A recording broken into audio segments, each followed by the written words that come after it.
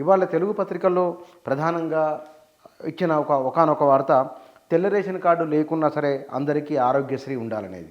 ఈ తెల్ల రేషన్ కార్డుకు ప్రభుత్వం అమలు చేయాలనుకుంటున్న 6 గ్యారెంటీలకు ఒకదానితో ఒకటికి అనుసంధానమై ఉన్నాయి, ఒకదానిపైన ఒకటి ఆధారపడి కూడా ఉన్నది.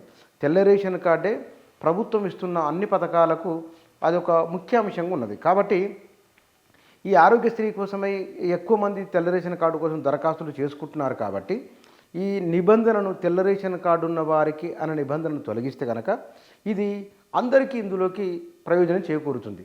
దీనివల్ల 2 అంశాలు ఉన్నాయి. ఒకటి, ఈ తెల్ల రేషన్ కార్డుదారుల వలన ఇందిరమ్మ ఇళ్లకు సంబంధించింది కానీ, లేదా షాదీ ముబారక్ కళ్యాణాలకు సంబంధించింది కానీ, ఇట్లాంటి చాలా విషయాలపైన ప్రభావం ఉంటున్నది.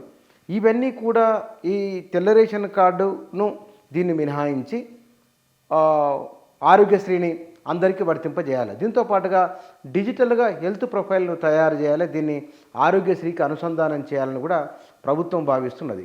దీని వలన జరుగుతున్న ఒకానొక అంశం ఏంటంటే, మొత్తం రాష్ట్రంలో ఉన్న ప్రజల ఆరోగ్య స్థితిగతులు ఎట్లా ఉన్నాయి, దీంట్లో సీరియస్గా ఉన్న జబ్బులు ఏమేమి ఉన్నాయి, వీటికి కావాల్సిన వైద్యము, వాటికి కావాల్సిన ఖర్చు ఎంత అవుతుంది, ఇట్లా అన్ని రకాల అంశాలు పరిగణలోకి తీసుకోవడానికి అవకాశం ఉంటుంది. కాబట్టి రాష్ట్ర ప్రభుత్వము అందరికీ కూడా ఆరోగ్యశ్రీ కార్డును ఇవ్వాలని, ఈ నిబంధనలను సడలించాలి. దీంట్లో సాధ్యాసాధ్యాలు ఏమిటి అనేది, ఎందుకంటే గతంలో రైతు బంధు విషయంలో అందరికీ రైతు బంధు ఇచ్చినప్పుడు దానిపైన రకరకాల విమర్శలు వచ్చినాయి.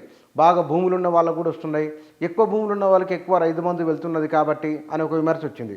ఇప్పుడు కాంగ్రెస్ గవర్నమెంట్ ఏం చేసింది, దాన్ని రైతు బంధును పరిమితి విధిస్తామని. ఆ పరిమితి ఎట్లా ఉండబోతున్నది, 5 ఎకరాల, 10 ఎకరాల, లేదా కనుక ఇన్కమ్ ట్యాక్సా, ఇట్లా 3-4 రకాల అంశాలు పరిశీలన చేస్తూ ఉన్నది.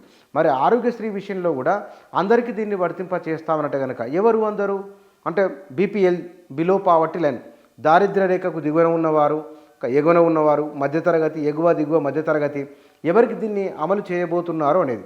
దీంతో పాటుగా దీనిపైన ఒక అధ్యయనం చేయమని అధికారులను ఆదేశించాడు ముఖ్యమంత్రితో పాటుగా ఈ ఆరోగ్యశ్రీ బిల్లులు కూడా ప్రతి 3 నెలలకోసారి ఆ ఆరోగ్యశ్రీ పరిధిలోకి లేదా ప్రభుత్వం అంగీకరించిన ఆసుపత్రులు ఏవైతే ఉన్నాయో వారికి ప్రతి 3 నెలలకోసారి చెల్లింపులు జరిగేలా వారితో ఒప్పందం చేసుకోవాలనేది.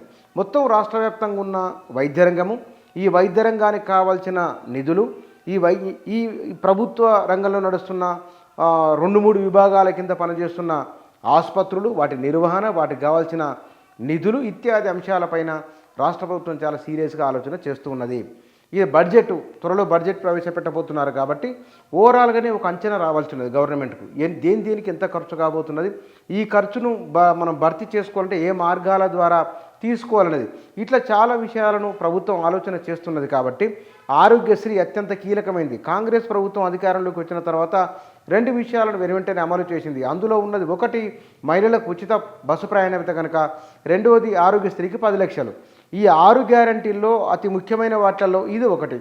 ఇల్లు ఆరోగ్యము ఈ 2తో పాటుగా విద్యకు సంబంధించిన విషయాలు ఇందులో ప్రధానంగా ఉన్నాయి. అంటే మహిళల కేంద్రంగా, ఆరోగ్యం కేంద్రం, ప్రజలందరి ఆరోగ్యం కేంద్రంగా ఈ 6 గ్యారంటీలు ఉన్నాయి. కాబట్టి ఈ 6 గ్యారంటీలో ఒకటైన ఆరోగ్యశ్రీని మొత్తం రాష్ట్రంలో ఉన్న 4 కోట్ల మంది ప్రజలు, చిన్నవారి నుంచి పెద్దవారి వరకు, వీరందరి హెల్త్ ప్రొఫైల్ మొత్తం తయారు చేయాలి.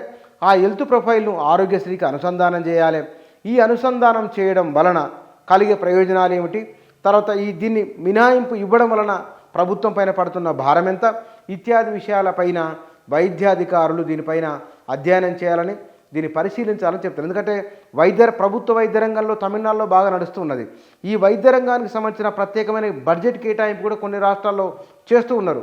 ఈ వైద్యానికి, వ్యవసాయానికి, విద్యకు ఈ 3టికి ప్రత్యేక బడ్జెట్ ఉన్నాయి. కాబట్టి ఒకవేళ కనుక ఈ ఆరోగ్యశ్రీనినే వైద్య రంగానికే, వ్యవసాయానికి కనుక ఒక 40,000 కోట్ల బడ్జెట్ కేటాయిస్తామన్నారు, అట్లాగే కనుక ఆరోగ్యశ్రీకి కూడా వైద్య రంగానికి అదనపు బడ్జెట్ ఏమైనా కేటాయించే ఆలోచన ప్రభుత్వానికి ఉన్నదా అనేవి చాలా రకాల అంశాలు దాని చుట్టూ ఉన్నాయి. కాబట్టి ఎక్కువ మంది ఆసక్తి చూపుతున్నా, ఎందుకంటే 10 లక్షల రూపాయలు ఇవాళ ఎక్కువ ఖర్చు అవుతున్నది చదువు మీద, వైద్యం మీదనే.